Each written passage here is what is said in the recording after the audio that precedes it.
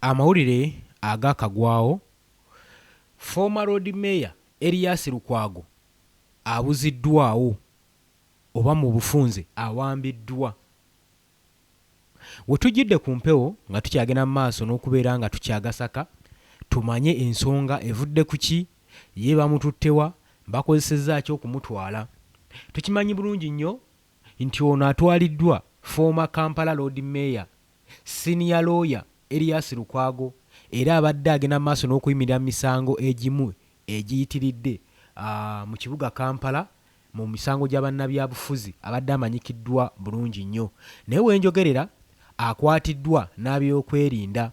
Security operatives basazeeko amaka ge agawangaalira ewakaliga mu kibuga Kampala, era n'ateekebwa mu drone n'oluvannyuma n'abuzibwawo n'atwalibwa mu kifo ekitannaba kubanga kitegeerekeka, nga n'ensonga emusibisizza oba emukwatisiza emuwambisiza tennaba kubanga etegeerekeka bulungi nnyo. Naye wabula ababaddewo bagamba abasajja ababadde armed abakoze operation eno kigambibwa nti babadde ba Special Force Command aba SFC, era basalawundinza amaka ge ne bagasalako bubi nnyo ku makya agakeeseza olunaku olwaleero, nga tebannaba kusekyalinga perimeters na bisenge. Basoose kwetooloola amaka gano ne basooka baakisesinga premises, era gye buvuddeko nga bamaliriza bamututte okuva ku famire ye ne bammembers be bonna baamanyi. Balooya saako n'abawagizi banoonyeza ansa regarding ku nsonga y'omuntu waabwe okubanga abuzeewo nga tebamanyi na kifo gy'atwaliddwa. Wuliriza, okukwatibwa kwe kuzze oluvannyuma lw'okudropinga ebigenda mu maaso okukyanka ebyobufuzi nga tuli mu political tension nebba ne legal battle egenda mu maaso wakati wa munnabyabufuzi ali ku ludda oluvuganya omukulembeze Dr. Kiliza Besigye saako ne Chief of Defence Force General Muhoozi Kainerugaba. Lukwago tukimanyi bulungi nnyo lw'oyo omwatiikirivu azze akulembera omusango ku legal team ebadde egenda mu maaso n'okulembera keesi eno eri against Muhoozi Kainerugaba ne ku social media tukimanyi bulungi bano babadde kabwanango naye nga Erias Lukwago yabadde akulembera legal team egenda maaso n'okwolesa omusango ogugenda maaso n'okubeera nga baagala okukozesa Muhoozi Kainerugaba okumukuba mu kkooti. Ekitwadde tukimanyi bulungi nnyo olw'ensonga nti waliwo ebirumira naddala musango gwa Dr. Kiriza Besigye. Kati so jjukira nti nno Muhoozi Kainerugaba azze ayitibwa mu paaliyamenti nga talinnyayo kigere. Kati Erias Lukwago y'omu ku balooya abadde basigaddewo abaagala okupatitioninga Muhoozi Kainerugaba omukuba mu mateeka mu kkooti ku bikolwa byagenda mu maaso n'okukola. Era tukimanyi bulungi nnyo ababadde bagoberera bino nti Lukwago okuwambibwa kwe kuzza oluvannyuma lwa Muhoozi Kainerugaba okukola entiisatiisa ku social media era nga si gwe gusoose. Era ne Lukwago okuvaayo kumwambalira okumukuba mu kkooti era ng'empapula abadde azijjayo nnaku zino ezijja mu maaso.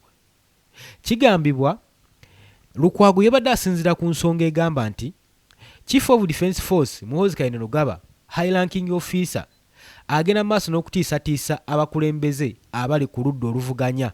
Bannabyabufuzi abavuganya gavumenti ajja abatiisatiisa obbateeka mu treason, obbasalako emitwe, obbeesekyotininga ebintu ebityo. Kati ye nga Lukwago alemeddeko agamba mu Uganda no one is above the law. Buli muntu alina okuba nga avunaanibwa kyenkanyi ku bikolobero byagenda maaso n'okukola. Ate okusinziira ku constitution y'eggwanga Uganda munnamagye takkirizibwa kwenyigira mu byabufuzi. Ebyobufuzi babirekere civilian. Munnamagye ayina sigala nga ali nnuto nga kalabaalaba ku sayidi zombi eya gavumenti saako ne ba civilians. Oluvannyuma nga Lukwago akwatiddwa oyinza okumanaginga, oyinza okkikkiriza nti General Muhoozi yalabiseeko ng'akola komenti ku Twitter. Era komenti ye yebadde eyogera bweti ng'agamba I have captured a fool and taken him to the basement. Bibadde bigambo bya Muhoozi Kainerugaba oluvannyuma nga Erias Lukwago yakabuzibwawo agenze ku mukutu gwe ogwa Twitter ku akawunti ye awuubyeyo olubu lw'ekigere n'akola statement eno nti nnyina omusiru gwe mpambye, nti nnyinayo omutumbaavu gwe mpambye era namaze dde omutwala mu basement baamutaddeyo dda.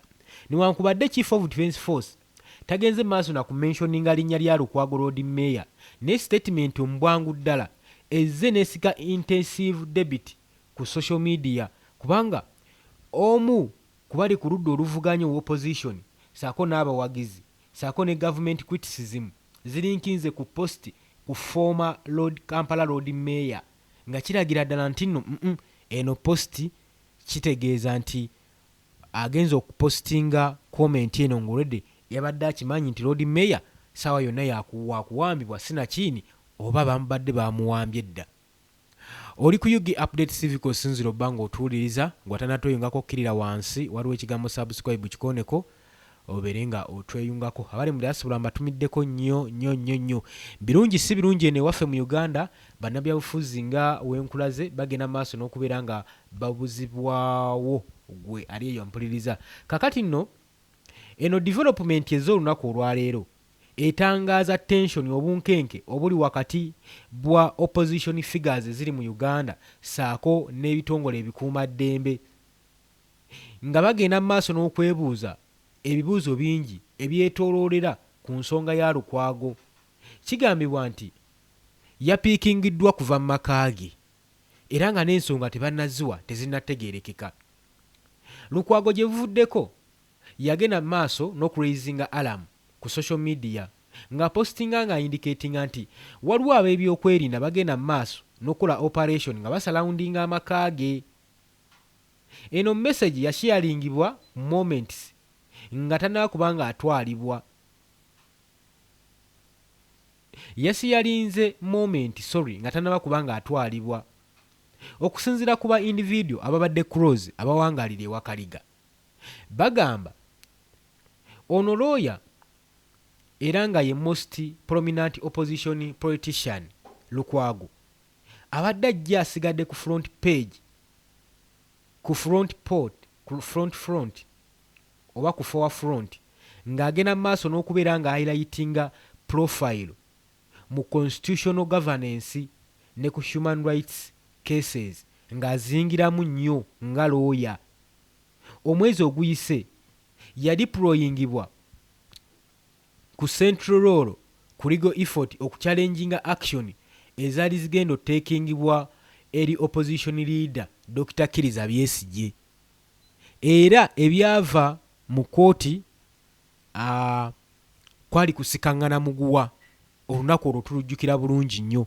Kakati abadde wa kumwanjo nnyo omu ku figures ez'abalooya ate ng'ali ku ludda oluvuganya abaddeko Lord Mayor, ndowooza profile ogiraba ng'agenda mu maaso n'okwerennemba ne gavumenti, ng'agenda mu maaso n'okucriticizinga obufuzi bwabwe, engeri gye babutwalamu mu ggwanga. Ndowooza ekyo kiraba. Kakati ezimu ku nsonga eziyinza okuba nga ziwambisizza Erias Lukwago era omubaka wa municipality Nakawa Ssemujju Nganda yabadde ayogeddeko dda ebigambo bye bino wammanga n'oluvannyuma tweyongereyo nkuwe ate ebiteebereza okubanga bye bikwasizza abaddeko Lord Mayor Erias Lukwago. Amaka ga Lukwago bagasazeeko. So tutuuse Muhoozi Parliament we yamuyita yabagamba nti mmwe bimpemempeme mwe sijja kujja. Kati ne kooti tekyasobola kumusavinga mpapula. Mutegedde mutya nti Muhoozi yasindise drone? Anti gwe yakulira security.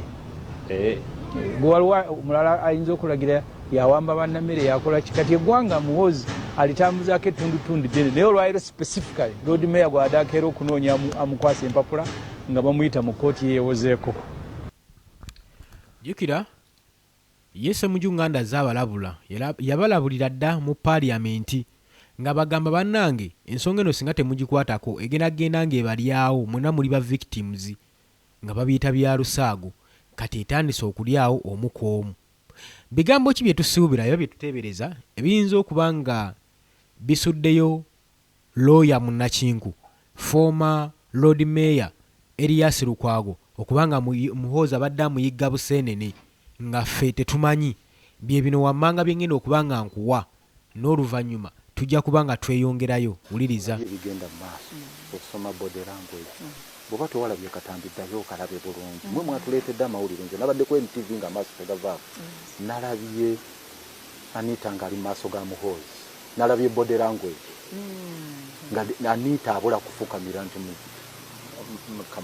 nakoze eki. Jjukira Anita bwe yali nga baggulawo comprehensive school eri egindi Bukedde yayogera ku gye bayita Holy Trinity tiyakkiriza mu Father, the Son and the wife. I'm sorry.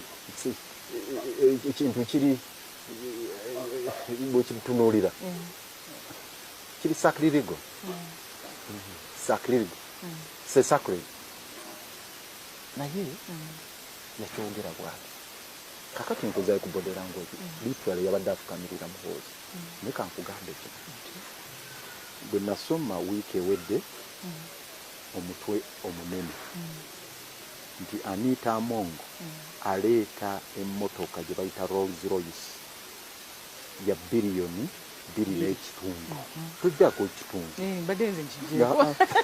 biri n'ekitundu nga mutwe munene monitor netulaga extras ezirimu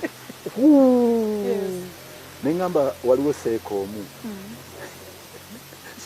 mbozo giwampuya waliwo seeka mbamwita seeka gugwa yatula mu motoka ya President Museveni naga abannange nabaddeko mu ggulu nabaddeko mu jjana naye kyo seeka okukyogera kutuula mutuuzi mu motoka ya President Museveni nabaddeko mu jjana naye nga kati bw'atuula mu Anita Amongo eno naye kasita nalaba egguliro eryo nemanya nti Anita ali mu trouble. Yes kubanga nali ntandise okufolowinga obuntuntu ebigenda maaso.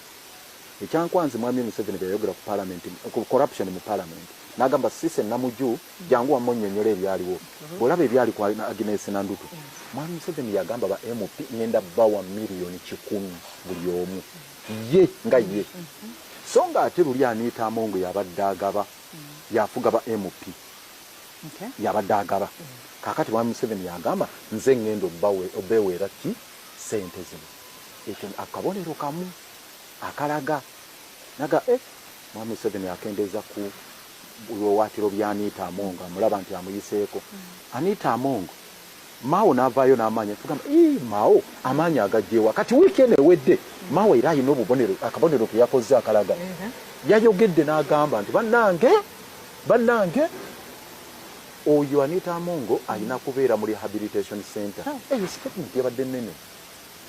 statement yabadde nnene ng'eraga waliwo vote of no confidence from somewhere nti alina kuba mu rehabilitation center olw'okuba bamugulako emisango bamuteekako simanya sanctions ziri ki therefore alina gy'agenda bakiikirira n'ekirala then ekyasembyeyo muggyeko eno statement y'abamuhozi ya PLU ekyasembyeyo nga nfunzafunza kwe kuba nti Anita Amongo yavuddeyo from nowhere naga bana sigenda kwesimbawo ku bwa president obwo bwonna obubonero bukulaga nti all is not well. Yes, all right. Mbakulisizayo mu katambi newankubadde kabadde kawanvumu naye Lord Mayor oyo ya predictinga n'ateekawo embeera nga Anita Amongo tannakwatibwa. Azza abasajja bano ababeera mu maaso abadde forward nnyo gye bali. Abadde ahead fa ku bikolwa bye babadde bagenda mu maaso n'okkola.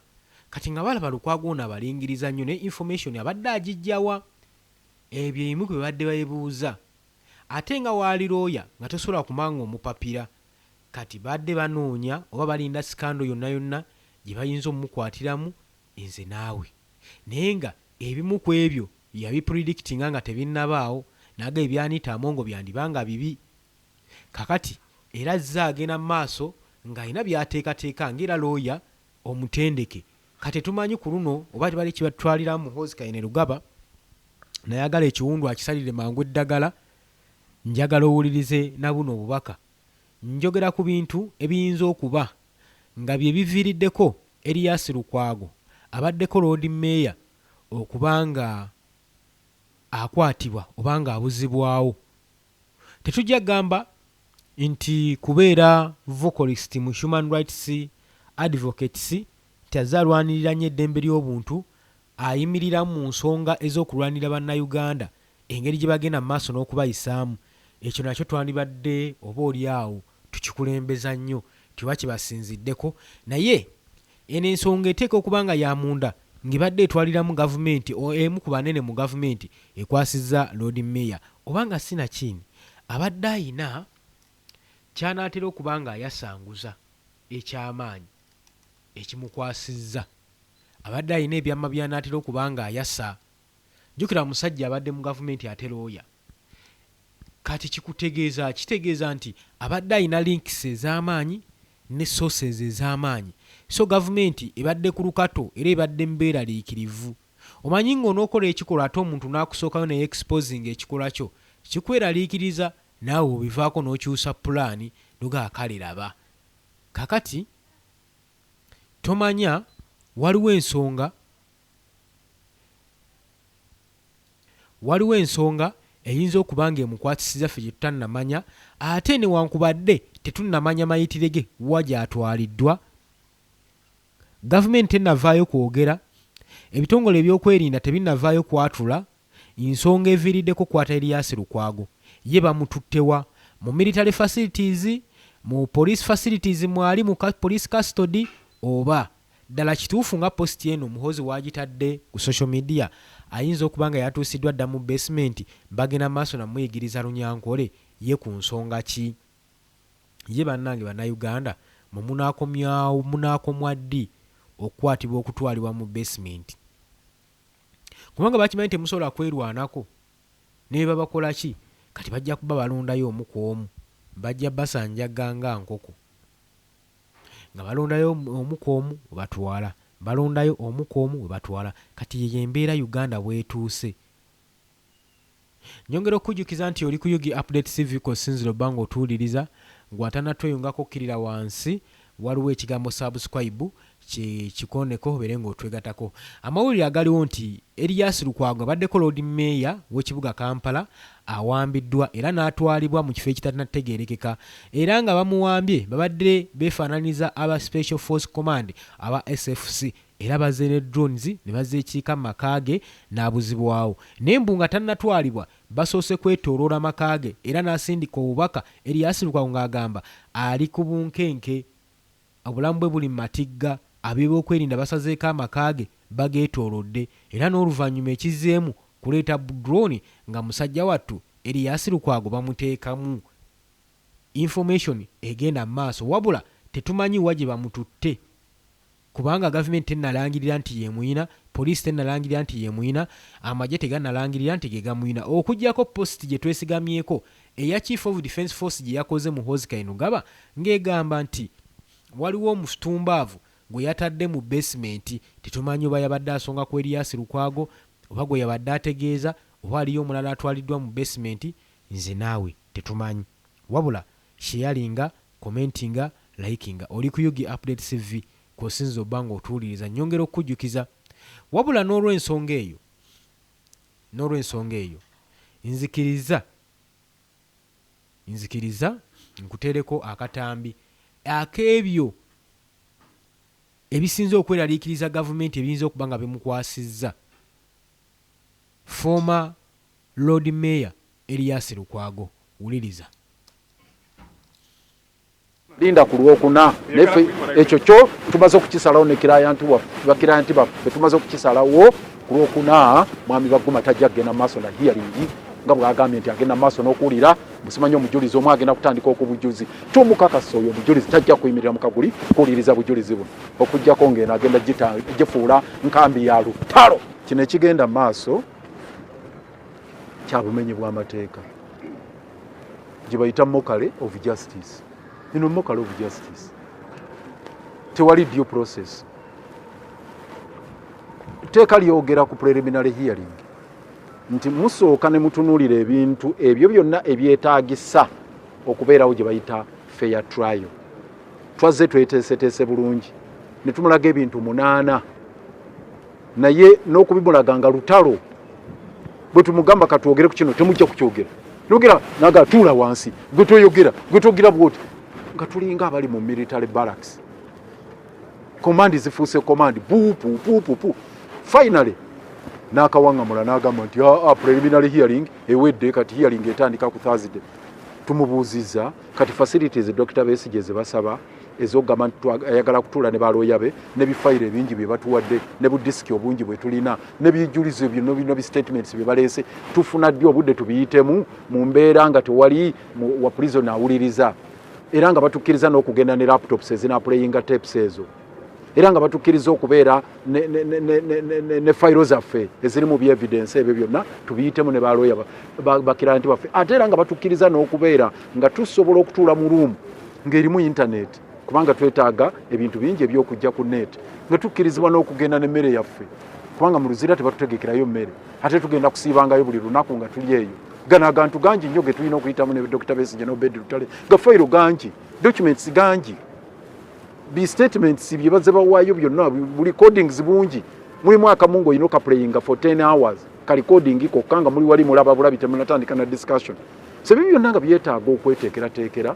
bulungi naye n'ekirala nga twateekayo applications 2 MS aba Dr. Besigye okweyimirira twakateekayo nnya nga bazigoba eno yeeyokutaano kati mulimu na application endala gye twataddeyo enforcement of rights Dr. Besigye Obed Lutale nga bawabira General Kainerugaba Muhoozi nga bawabira omulala bamuyita Peter Yimbisibwe oyo Kano n'omulala bamuyita Ephraim Byaruhanga abo nga be bagenda e Nairobi okukwata Dr. Kiza Besigye nga tebalina mateeka gonna ge bagoberera ne bakrossinga ne baviolatinga borders abo ababiri abo nga kuliko n'abalala naye abo ababiri Peter Yimbisibwe ne Ephraim Byaruhanga aba bajasi betwategeddeko nti bakyali ate babasiba bali mu makomera nga bolaba birungi naye ali mu komera gye bagenda okumujjambu ajja ataawo obujulizi n'abalala bwe batyo kakati ebyo byonna tetunnabimaliriza ate ng'etteeka Human Rights Enforcement Act egamba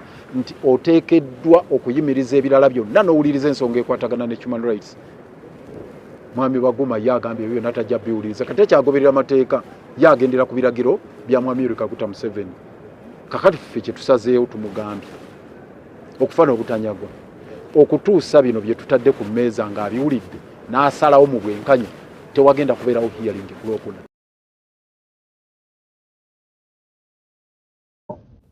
Muwulidde ekibadde Luzira babagambye nti wakyaliwo issues eziri wakati wa kkooti ne balooya baabwe. Ensonga ezo muzimanyi tuze tuzoogera enkya n'eggulo lyadde olwaliwo nga kabaga tetuzigenzeemu naye ensonga enkulu ziri ssatu. Application enforcement of rights eyawaabirwa General Muhoozi ne banne, eyokubiri ye mata ya bail twateekayo application Justice Bakuma n'agaana okufikisinga, eyokusatu ye kutulemesa okubalaba e Luzira mu mbeera etategeerekeka ng'ate waliwo court order tugamba tugende tubalabe ne gadgets zaffe nga tubeera nazo. Ensonga ezo ssatu olwaleero akutteko ensonga y'okuba nti application mwe twawaabira General Muhoozi ne banne, kuliko General Muhoozi, kuliko ahimbisibwe Kano ne Lieutenant Kano Peter Samson. So abo abasatu bakwe kuli n'Attorney General olwaleero tebabaddeewo wano. Njagala mukitegeere nti yadde awadde ennaku z'omwezi asatu abo abasatu be twawaabira nga kuliko n'okuna ya Attorney General tebaliyo. Ti ensonga eya bail application kati ku tteeko eyo twagala nayo bail application efikisinga twakasaba bail emirundi ena ng'agaana twataddemu bail application ey'okutaano tannagifikisinga.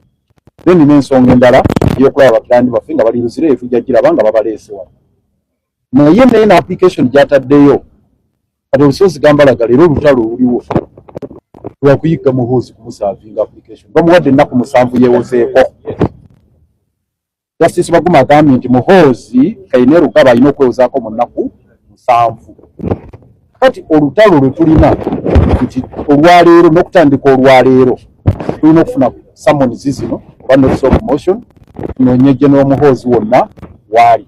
Kimuwuliddero ni kiza kyabadde asaba omulamuzi atuyambeko okutugondeza ku mulimu ogw'okuyigga General Muhoozi Kayine Rugaba okumusaavinga wamu ne bali ba Lieutenant Kano ne Kano Attorney General ye mwangu tujja kugenda wali ku chamber zetu musaavinga ne bano abasatu olusozi lwe tuliko era ogwo mulimu tugenda kugukola okuyigga General Muhoozi wonna waali kumuwa empapula ajeeyewozeeko. Ebirala tujja bibabuulira nga amaze okuteekamu defense ye tugenda okuddako.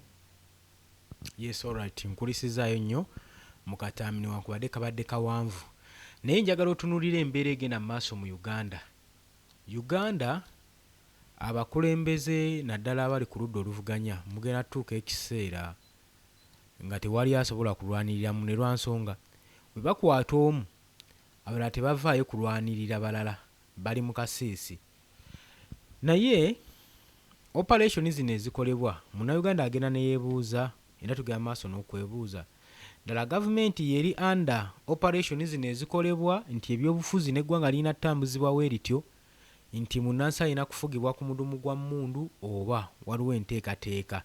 Eno y'engeri gavumenti gyeteekerateekeramu eggwanga kuwamba bad advocates kukola ki ekyo nakyo kibuuzo kiri awo kitusaanidde okubeera nga tukola ki nga twebuuza.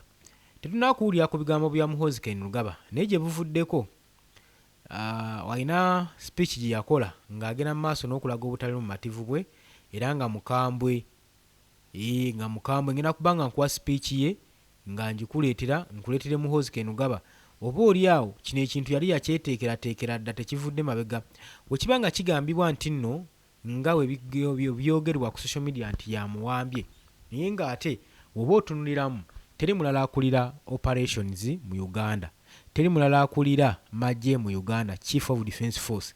Kitegeeza Chief of Defence Force teri operation ekolebwa nga tamanyi nga tategedde. Kitegeeza buli kimwe kigenda maaso aba yakitegeddeko dda era aba yakifunye dda. Kati kitegeeza ki nti amanyi former road mayor Elias Lukwago gyali era gye yatwaliddwa. Tewali ayinza kukkiriza gavumenti giteekako ddibu ery'amaanyi eryo nga teri kiriimu nga teri intervened mu nsonga eyo. Era nkiwa tiddala kituufu road mayor Elias Lukwago ayinza okuba nga yakkiriziddwa dda mu basement yatandise dda okuyiga olunyankole nga wekigambibwa ennaku zino. Post gy'akoze kuba Muhoozi Kayine atatera kukola post za kwewaana. Ebiseera ebisinga agenda okukola posting ekintu yamaze dda okukikola okituukiriza nga bakiralifayinga bwe kiralifayinzi ng'ayagala kubalagako nti ye Nantameggwa era w'amaanyi. So watali kubuusabuusa, tuyinza okulowooza nti no Erias Lukwago ayinza obba nga yatwaliddwa dda mu basement. Nyongera okujjukiza nti oli ku Yugi Update TV kosinzira obba ng'otuwuliriza gwe atannatwengako kirira wansi waliwo ekigambo subscribe kikoneko obeere nga otwegattako. Nkugambye ngenda kubanga nkuwa katambi ak'omusajja ono ng'agezaako okubanga abaako ne byayogera nabyawooninga mu ggwanga oba oliawo ensonga y'okukwata abamu ku opposition leaders yali yakyeteekerateekera dda nga yabakyawadda yabeenyuwa. Njagala owulirize buno obubaka n'oluvannyuma tugenda kubanga tweyongerayo. We have been talking about social media.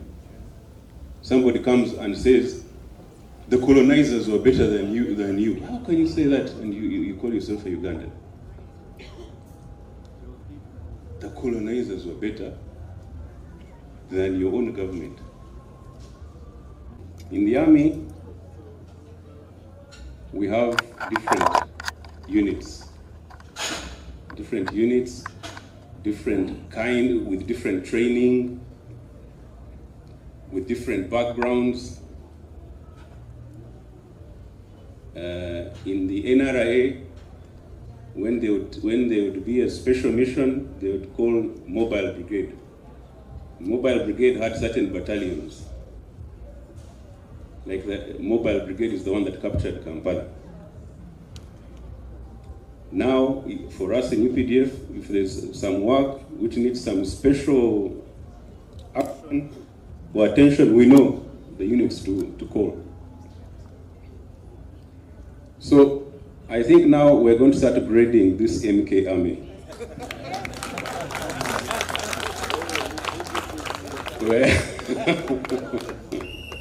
We're going to start grading this MK army by your achievements and capabilities.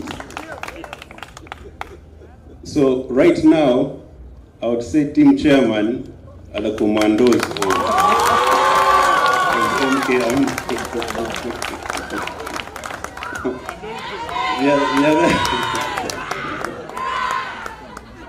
And the others have to catch up and do better than team chairman is doing. Because so far the enthusiasm, the energy, it's all team chair, but they are being closely followed by Revolutionary Guards. Where's Revolutionary Guards? And the others. Original. We have had now their groups in northern Uganda. So we shall be grading you according to what you achieve for the good of our country. I will end also by once again thanking the President and Commander-in-Chief for promoting myself and Lieutenant General Kayanja Muhanga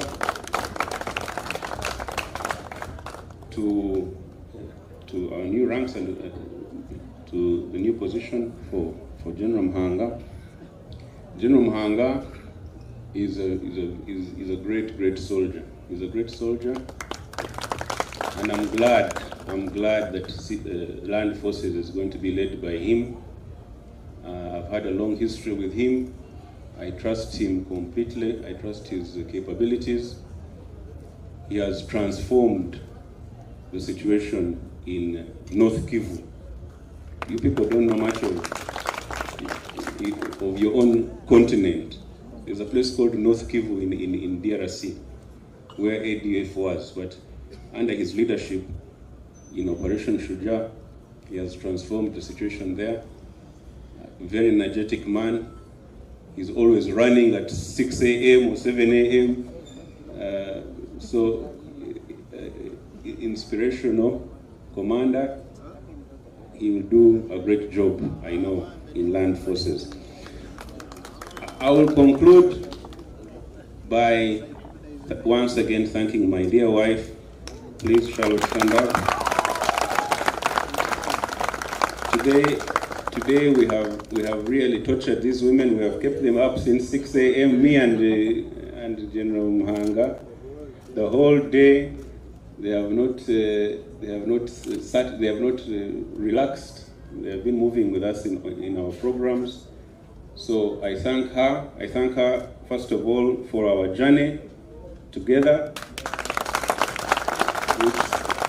which started 23 years ago. Because I formally joined August 14th, 1999. That's when I formally joined UPDF. But when they call me LD, there's some bit of truth in it, because for about 5 years I was like an LD. I had been trained in 1994. So my total amount of time, almost 28 years now. But the day, to show you what kind of life soldiering is, when I formally, they call it what? What they call it when you join? Attestation? No, so there's some word. Enrolling. Anyway, so there's a word, I've forgotten it. But when I did that in Bombo, August 14th, 1999, we had been married for 3 weeks. And the next day or 2 days, I was on an aircraft to Sandhurst. So we didn't even have a honeymoon. We just went straight into that life. But she has been with me, very, very strong supporter. Yes, all right. Makulisizaayo nnyo kansuubire nti nno tebibakoze bubi. Kakati nga tusinziirira awo Erias Lukwago, embeera gy'alimu tennategeerekeka. Wabula tulinze information yonna okuvaayo enaafuluma tugenda kubanga tugibawa butereevu wano ku Yugi Update TV, wano kw'osinzidde okubanga otuwuliriza. Nga bulijjo nga tumaliriza, munzikirize ngene maaso n'okuyitaayita mu bantu baffe bano abagenda maaso n'okutwala obuvunaanyizibwa okuteeka mu comment section. Katisime David webale kubeerako, Kiyemba Isima webale naye kubeerako, Nampeera Jamira webale kubeerako naawe obubaka bw'otubulabye.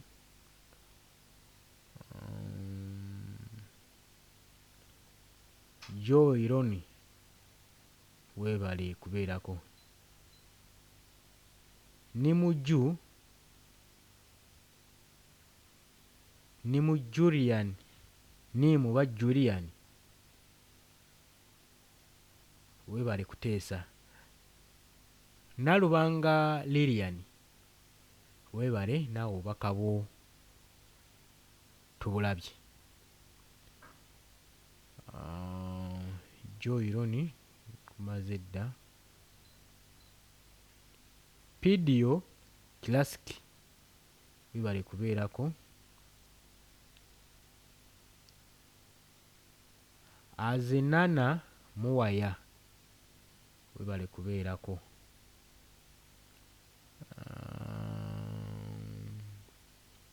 Agnes Miracle naawe webale kubeerako obubaka bwo bulabiddwa.